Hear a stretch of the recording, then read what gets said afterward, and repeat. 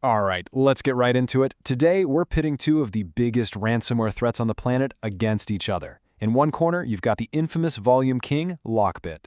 And in the other, a new surgical striker called Crypto24. We're going to break down what makes them so different and what that means for all of us. So, here's a thought for you. What if cybercrime gangs started acting like Silicon Valley startups? It sounds kind of crazy, right? But here's the thing. That's exactly what's happening. We're not talking about lone hackers in basements anymore. These are full-blown criminal enterprises with business models, R&D departments, and even affiliate programs.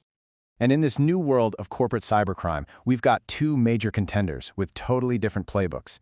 On one side, you have Lockbit, the heavyweight champion. Think of them as a global franchise that's all about volume. And on the other side, there's Crypto24, the new challenger, a specialist that picks its targets with absolute surgical precision. So, first up, let's talk about the reigning champ, Lockbit. These guys have been dominating the scene since 2019. I mean, they're one of the most deployed ransomware variants ever. So, what's their secret sauce? Well, it all comes down to their business strategy. Their whole operation is built on this model called Ransomware as a Service, or RAS. The best way to think about it is like a fast food franchise, but for cybercrime. The main Lockbit group, they're like the corporate headquarters. They develop the malware, the tools, the infrastructure, and then they lease it all out to other criminals, their affiliates, who then go out and launch the attacks. And of course, corporate gets a nice slice of the profits from every ransom. And this is exactly how they get so big, how they achieve such massive scale. The core developers just focus on making the best, or, worst, tools possible. Meanwhile, they've got this global network of affiliates who are constantly hunting for ways in, exploiting any weakness they can find, like that huge Citrix bleed vulnerability. This whole decentralized approach is what lets them attack so many people all at once.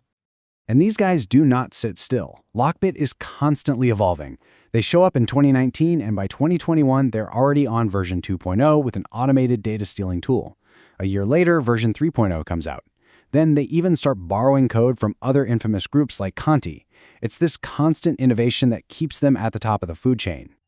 But in late 2023, a brand new player stepped into the ring, Crypto24. And their whole philosophy is the polar opposite of Lockbit's. They're not about volume, they're about precision.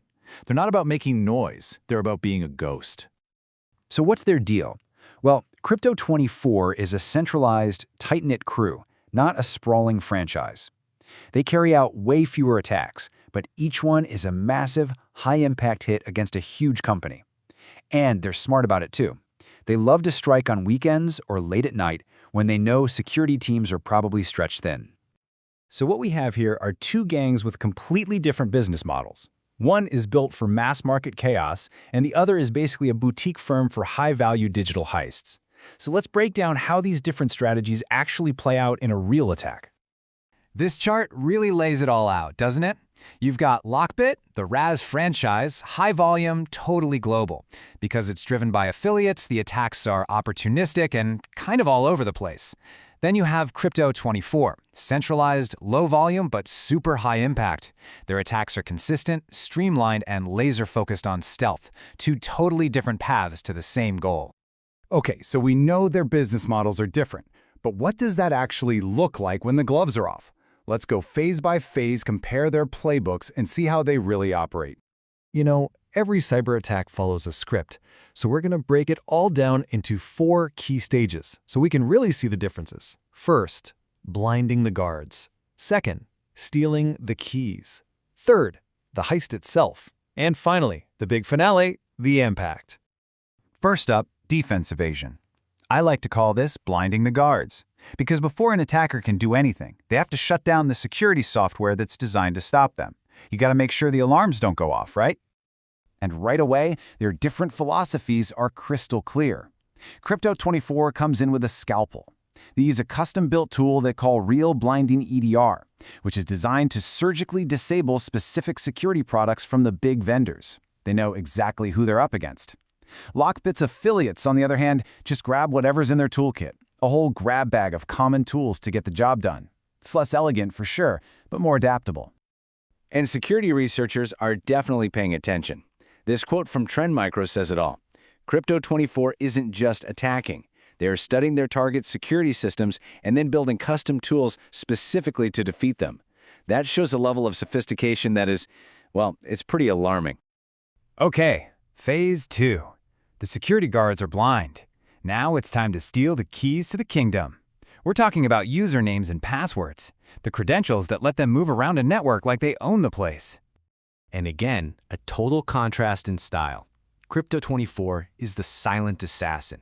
They deploy a custom keylogger that's disguised as a legitimate Windows service, and it just sits there, quietly capturing every keystroke.